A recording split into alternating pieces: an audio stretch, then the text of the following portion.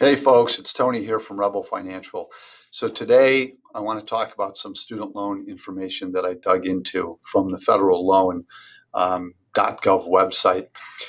Just an overall number, we now have about $1.5 trillion in outstanding student loan debt. About 90% of that, which is what I'm going to be talking about today, is the public, the federal loans from the government. The rest is private loans.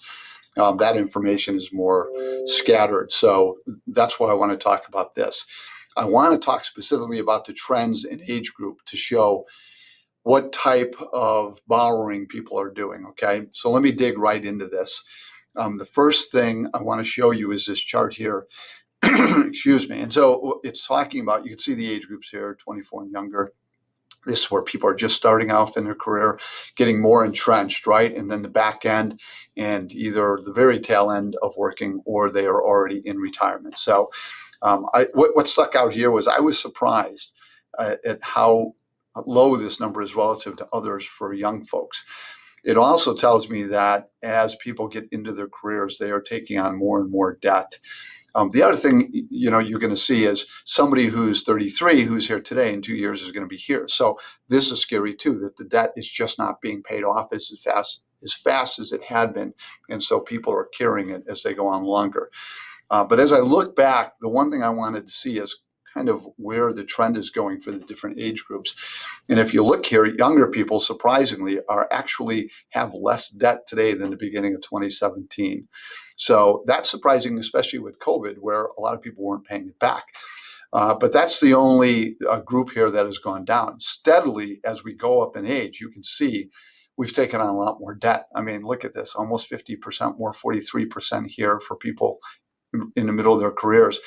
But look at what we have for people who are 62 and older. This has doubled. All right, that should be the biggest concern, because as you're heading towards or in retirement, you do not want this debt, right? And so you want to get rid of it. And this is a bad trend.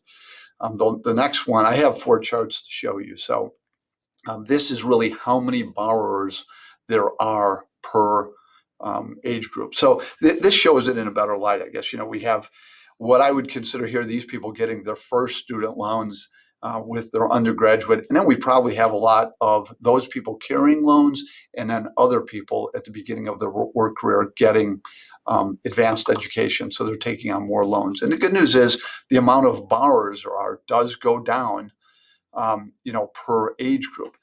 The bad news is, as I showed you the last chart regarding this, is per borrower, the amount just continually goes up. So the young folks are at 15,000, but you can see here, once you start getting your career, 33 to 44,000.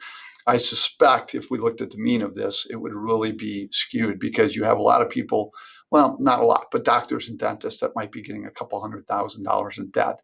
For them, it is more manageable. But as we look further into people's careers and as they get towards retirement, I see people making decisions in their 50s to get an MBA when really it's not going to add the value that's necessary to pay it back.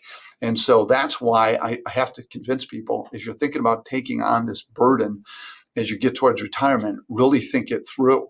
Really have an understanding of what it's going to do to your income to help you offset the costs that you're getting. I mean, sure, it's nice to say that you have an MBA, but is that really going to help you in the long run? So, so when I'm talking to people, what I want to encourage them to do is really think ahead and minimize what they need to do in terms of getting student loan debt. But once you've gotten your degree, once you're to that stage, make sure you position your student loan debt so that you are doing it in the most efficient way. And that's really where we and other advisors that help people. So if you do want that help, our contact information is below. Let us know. Feel free to reach out to us. The last thing you want to do is get to that point. Don't think this is just something that can linger forever.